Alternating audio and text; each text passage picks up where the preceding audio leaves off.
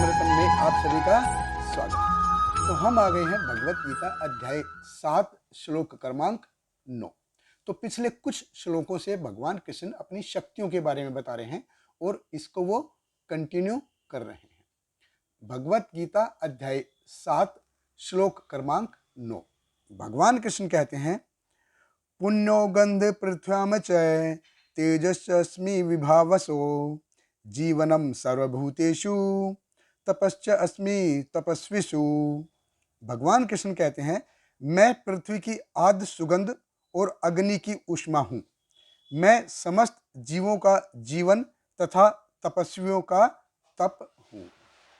तो भगवान कृष्ण कहते हैं, पुण्यो गंध पृथ्व्याम च। गंध मतलब स्मेल और पुण्य मतलब जिसमें कोई विकार नहीं हो, यानी कि आनंद देने वाला और प्राकृतिक।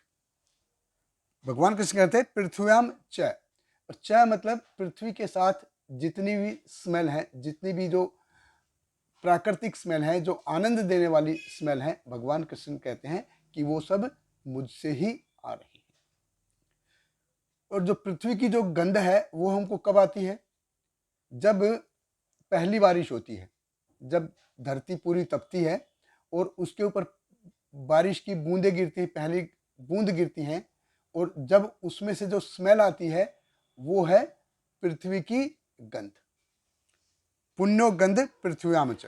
फिर भगवान कृष्ण कहते हैं, तेजस अस्मि विभा वसो, कि अग्नि से और सूर्य से एक्चुअली हमको दो चीजें मिलती हैं, एक तो हीट और एक लाइट। और हम अपने दैनिक जीवन में कितनी ही बार अग्नि के संपर्क में आते हैं। खाना बनाते समय आते हैं, इवन खाना बनाने तो छोड़ दो, खाना पचाते हैं, जो हमारे पेट में जो अन्न पचता है, भगवान कृष्ण कहते हैं कि वो मैं ही हूँ। मैं ही हूँ जो तुम्हारे भोजन को पचाता है। 15वें अध्याय में जैसे भगवान कृष्ण बताते हैं, अहम वैश्वनारो भूत्वा प्राणी नाम देहम आश्रितम प्राण अपान समायुक्त पचामी अन्नम चतुर्विधम, कि मैं ही आपका भोजन पचाता हूँ।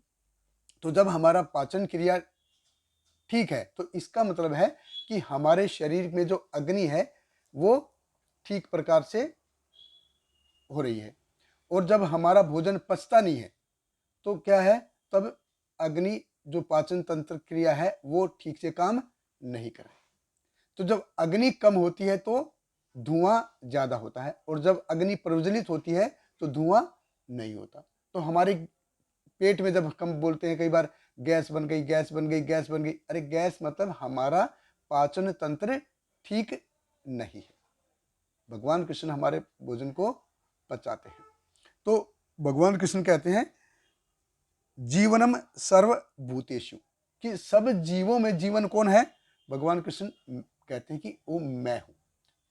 नित्यो नित्यानाम चेतना चेतना नाम, कि जितने भी जीवों में चेतना जो आ रही है वो मेरी परम चेतना से आ रही है।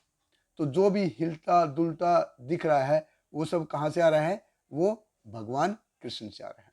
तो उसके ऊपर हमको प्रभुत्व दिखाने का, जमाने का, या उसके ऊपर उसका शोषण करने का हमको कोई अधिकार नहीं। तो कितना सिंपल है। अगर हम इन चीजों को समझ लें तो हमारी लाइफ भी कितना सिंपल हो जाएगी। और इन श्लोकों के माध्यम से हम भगवान कृष्ण को आसानी से हर जगह देख सकते हैं। आगे भगवान कहते हैं, तपश्च अस्मि तपस्विषु, कि तपस्वियों का जो तप है वो भगवान कृष्ण कहते हैं कि मैं हूं। तो व्यक्ति देखिए तपस्या करता है, तो जब हमारा शरीर साथ देता है तभी हम तपस्या कर पाते हैं। जब हमारा शरीर साथ नहीं देता तो हम तपस्या नहीं कर पाते। तो इस शरीर को कौन चला रहा है? भगवान कृष्ण कहते हैं कि वो आपके शरीर को मैं चला रहा हूं। और ये श्रीमद् भागवतम में कई बार हमको देखने का वर्णन कई बार आता है कि जो आदमी तपस्या कर रहा है, कुछ खा पी नहीं रहा है, फिर भी वो तेज पुंज है। अरे कुछ खा पी नहीं रहा है फिर भी तेज पुंज कैसे है? वो भगवान के स्मरण के कारण उसका जो वो तेज पुंज है। उसके चेहरे पे तेज क्यों है? क्योंकि भगवान का वो हमेशा स्मरण कर रहा है। श्रीमद् भागवत के 11वें स्कंद में आता है, जब महाराज यदु उस ऋषि से मिलते हैं जिसने 24 चीजों को अपना गुरु बना रखा है। और वो कैसे हैं? वो अयाचक वृत्ति के हैं और उनके शरीर पे कितना तेज है। ध्रुव महाराज 6 महीने में ही तपस्या इतनी हो जाती है कि भगवान के दर्शन हो जाते हैं। उनके शरीर से इतना तप निकलता है, इतना तेज निकलता है कि सारे देवता परेशान हो जाते हैं और वो भगवान के पास जाते हैं कि हमको बचाओ।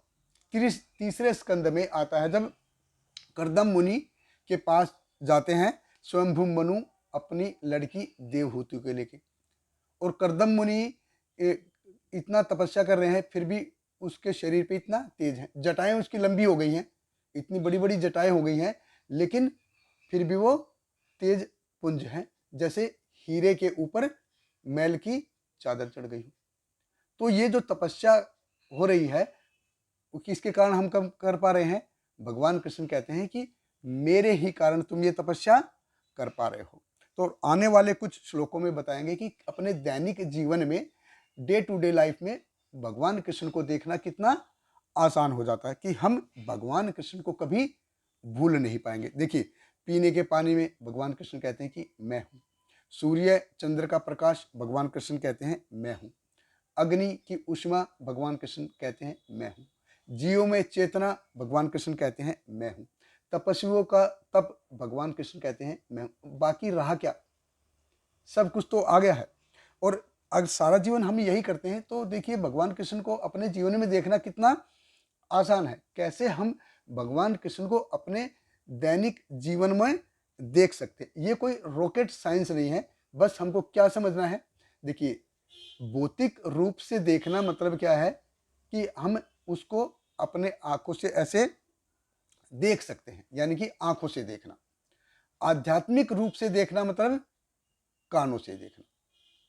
तो अगर हम भगवान कृष्ण को जानने का प्रयास करते हैं तो हमको भगवान को आध्यात्मिक रूप से देखना। आध्यात्मिक रूप से देखना मतलब क्या?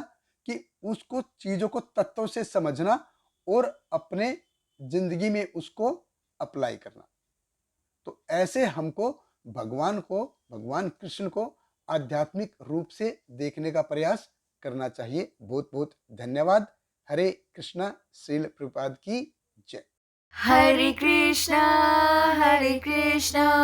कृष्ण कृष्ण हरे हरे, हरे रामा